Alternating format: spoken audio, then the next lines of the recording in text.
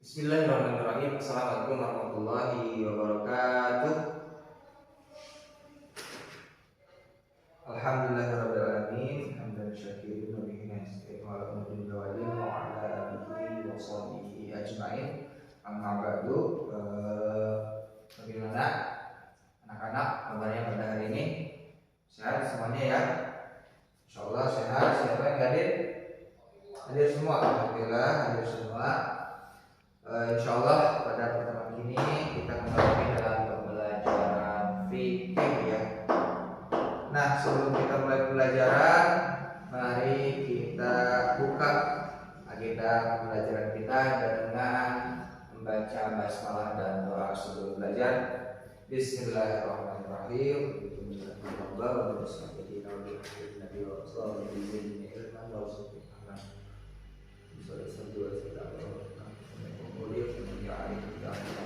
Amin.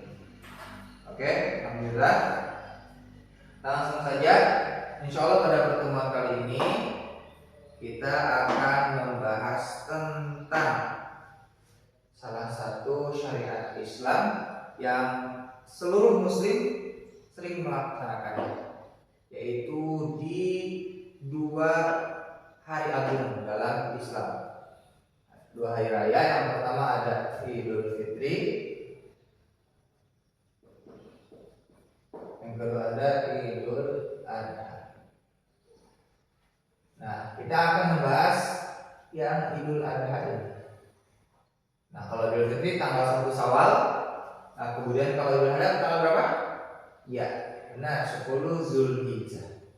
Nah, kalau Idul Fitri mungkin diawali dengan puasa, kemudian kita setelah selesai ya melaksanakan sholat Id gitu.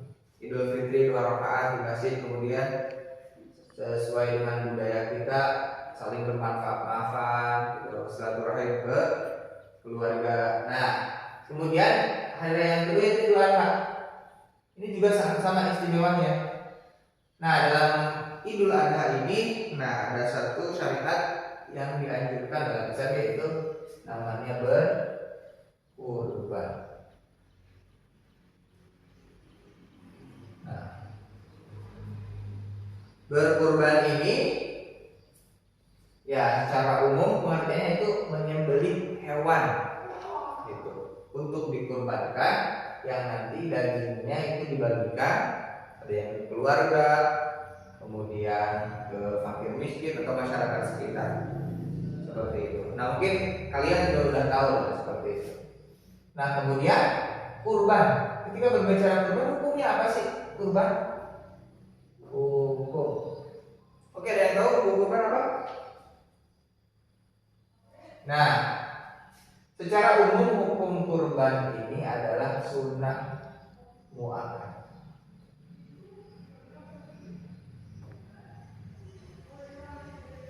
Nah, ini 3 mazhab selain mazhab Hambali. Kalau mazhab Hambali menyatakan wajib sekali seumur hidup. Nah, kalau 3 mazhab yang lainnya, nah ini sunnah muakkadannya sunnah yang sangat penting. Nah, kalau Imam Syafi'i merincikan lagi. Nah, ini ada sunnah bagi diri sendiri. Kalau kata Imam Syafi'i ada sunnah, nah yang kifayah. Di yang sunnah bagi diri sendiri itu, kalau yang berkeluarga itu sunnah. Jadi sunnah secara pribadi, sunnah muakkadah gitu, harus melaksanakan 1 kali dalam seumur hidup gitu. Kalau yang pribadi, kalau yang sudah berkeluarga itu namanya sunnah ainiyah. Nah, jadi sunnah itu gugur ketika salah satu keluarga sudah ada yang melaksanakan, seperti itu. Itu hukumnya secara umum. Adapun mungkin hukum-hukum nanti bisa didalami lagi, dibaca-baca lagi, tapi secara umum seperti itu, sunnah muakkadah. Nah, kemudian yang kedua yaitu sejarah.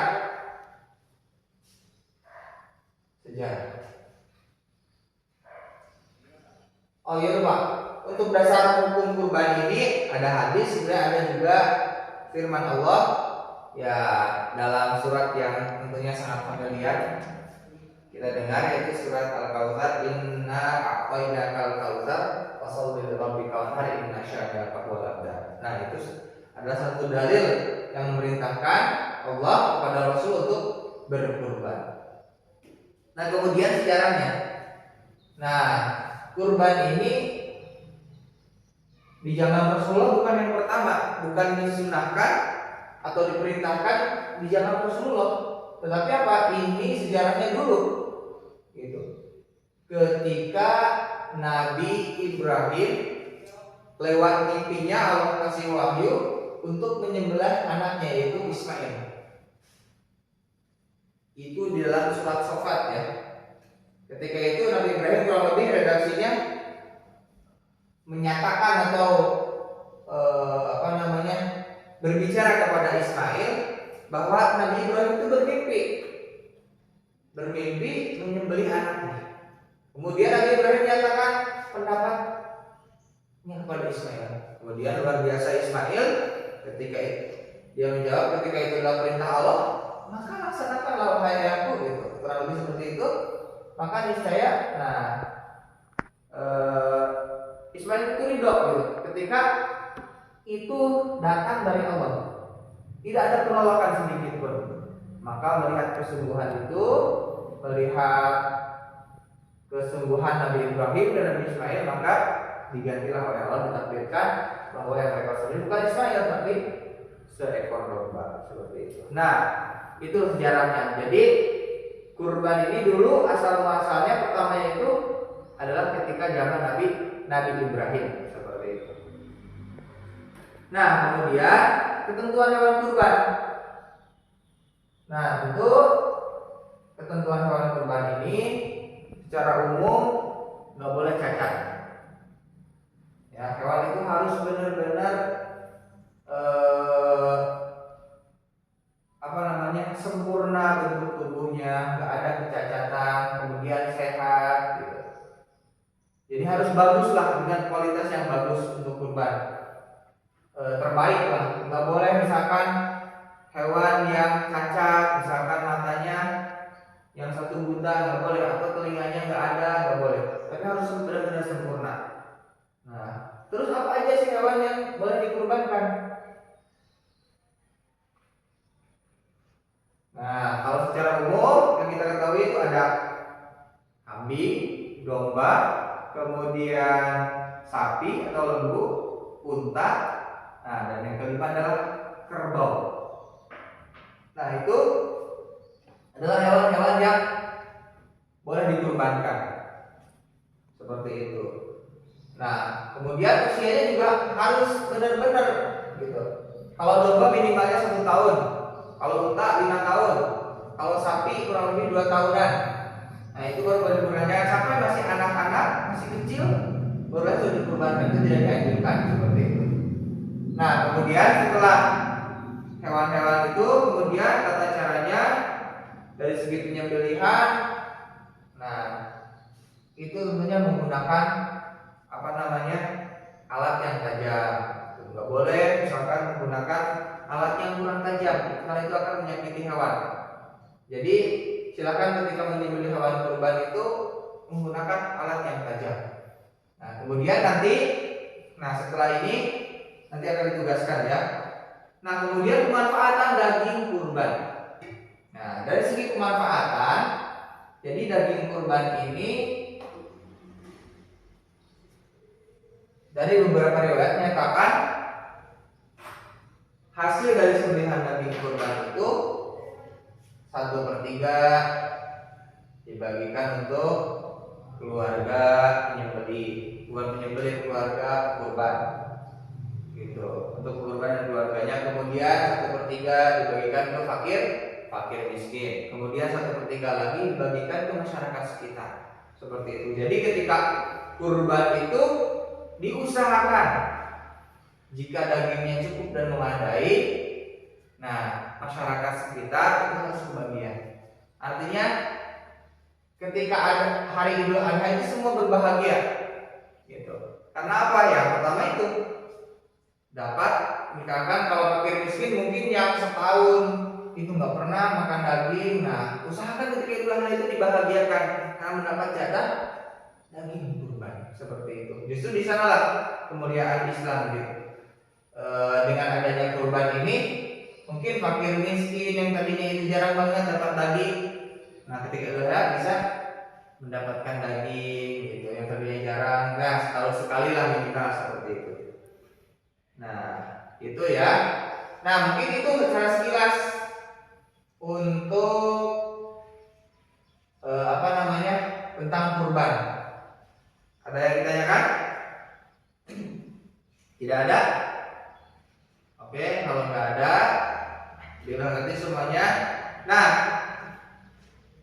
insya Allah untuk menambah pengetahuan antum semuanya, nanti Bapak tugaskan kalian semuanya untuk mencari, ya.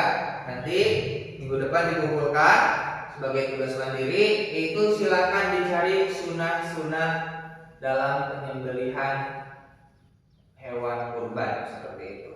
Silakan dicari sunnah-sunnahnya, nanti dicatat di buku kalian masing-masing. Nah, kemudian nanti masing-masing dari kalian untuk bisa menyampaikan di depan teman-temannya, di depan kelas gitu. Masing-masing untuk mempresentasikan apa yang kalian cari, apa yang kalian dapatkan dari sunnah-sunnah dalam penyembelihan hewan kurban. Kayaknya tadi tidak Bapak singgung, biar itu menjadi tugas kalian semuanya ya. Ya insya Allah itu menjadi nilai tambahan untuk nilai akhir seperti itu. Nah sebelumnya ada yang tanyakan? Tidak ada? Oke. Ya mungkin itu sekilas dari Bapak ya tentang hukum kurban. Tadi ada sunnah muakkadah secara umum, ini kebanyakan yang 4 mazhab ini sunnah muakkad. Kemudian sejarah kurban ini awal mulanya itu di zaman Nabi Ibrahim, itu ketika Nabi Ibrahim mendapatkan wahyu untuk menjembelih anaknya Ismail. Kemudian yang kedua yaitu tadi tentang penyembelihan tadi yang dijelaskan untuk kalian semua, silahkan dicari seperti apa tata caranya, sunnah-sunnah seperti apa. Kemudian pemanfaatannya itu 1/3 untuk kurban dan keluarga, 1/3 untuk fakir miskin, dan 1/3 untuk orang-orang sekitarnya. Nah itu mungkin untuk pertemuan kali ini yang dapat Bapak sampaikan. Mudah-mudahan ini menjadi tambahan ilmu buat kalian semuanya. Nah mudah-mudahan sebentar lagi Idul Adha, nah nanti bisa dilihat ketika kegiatan Idul Adha itu, wah ini yang menyembelih sudah sesuai sunnah belum, seperti itu. Jadi nanti belajar seperti itu ya. Mungkin itu yang dapat Bapak sampaikan untuk pertemuan kali ini. Mohon maaf segala kesalahan. Ada yang tanyakan? Ada ya? Cukup? Oke. Jangan lupa tugasnya. Assalamualaikum warahmatullahi wabarakatuh.